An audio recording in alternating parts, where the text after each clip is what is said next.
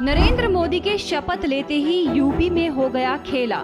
CM योगी ने लिया action, बदमाशों में हड़कंप। यूपी में बदमाशों और लापरवाह अधिकारियों की खैर नहीं।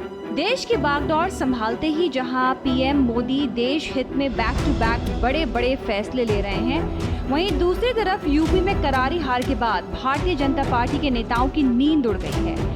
पार्टी जहां हार की वजह जानने के लिए मंथन कर रही है, तो वहीं योगी सरकार भी बड़े एक्शन में दिखाई दे रही है।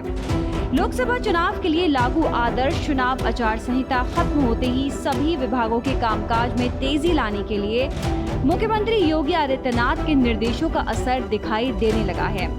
पिछले 4 दिनों में यूपी का पुलिस विभाग फुल ऑन एक्शन में है। यूपी में जहां एक तरफ एनकाउंटर की गूंज सुनाई दी, तो वहीं लापरवाह पुलिसकर्मियों पर कार्रवाई का चाबुक भी चला। पिछले 4 दिनों में बदमाशों के साथ मुठभेड़ की 16 घटनाओं में 2 अपराधी मारे गए, वहीं 14 घायल हो गए। पुलिस ने बिहार के एक कुख्यात वांछित अपराधी नीलेश राय को 5 जून को एक मुठभेड़ में मार गिराया। नीलेश पर बिहार में 2.25 लाख रुपए का इनाम घोषित था। वो बिहार के बेगूसराय जिले का रहने वाला था। वहीं 4 से 5 जून की दरमियानी रात में भी यूपी में इनकाउंटर हुआ। जौनपुर में पुलिस की गोली बोली और 1 लाख के इनामी प्रशांत सिंह और प्रिंस खेतसराय थाना क्षेत्र में मुठभेड़ में मार गिराया गया। प्रशांत पिछले 7 साल से फरार चल रहा था। अभी हाल ही में प्रशांत ने शाहगंज थाना क्षेत्र में पत्रकार आशुतोष श्रीवास्तव की गोली मारकर हत्या कर दी थी, जिसके बाद पुलिस उसकी सरगर्मी से तलाश कर रही थी और वो पुलिस की रडार पे था।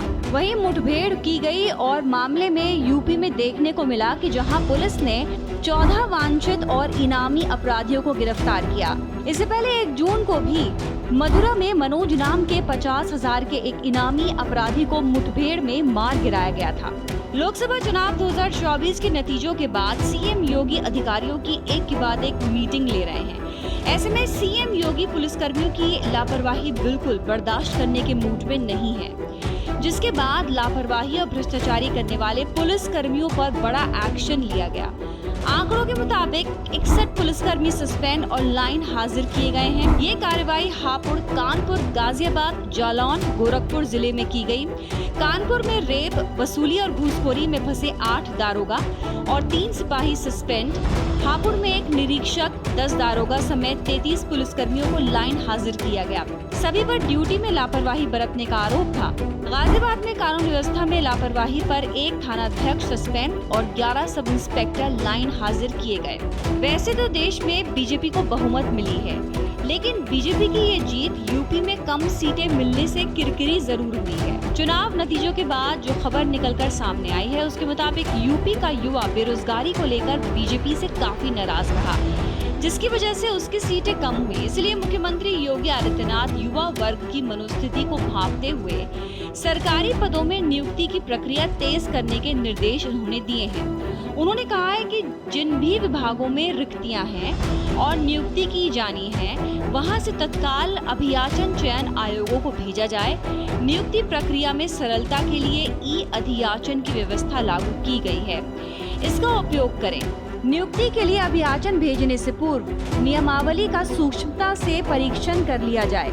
चयन आयोगों से संपर्क बनाएं, त्रुटिपूर्ण अधियाचन न भेजें, चयन प्रक्रिया की समय सीमा तय करें। इससे पहले सीएम योगी ने अपने सरकारी आवास पर जनता दर्शन कार्यक्रम को भी शुरू किया है और जनता दर्शन कार्यक्रम में आए युवाओं से भी योगी ने उनकी समस्याओं को लेकर बातचीत की और समस्या का तुरंत समाधान कराने का भी भरोसा दिलाया। श्रेष्ठ भारत पर खबरों से जुड़े रहने के लिए चैनल को सब्सक्राइब और लाइक करें, बेल आइकन दबाएं और देखते रहें श्रेष्ठ भारत।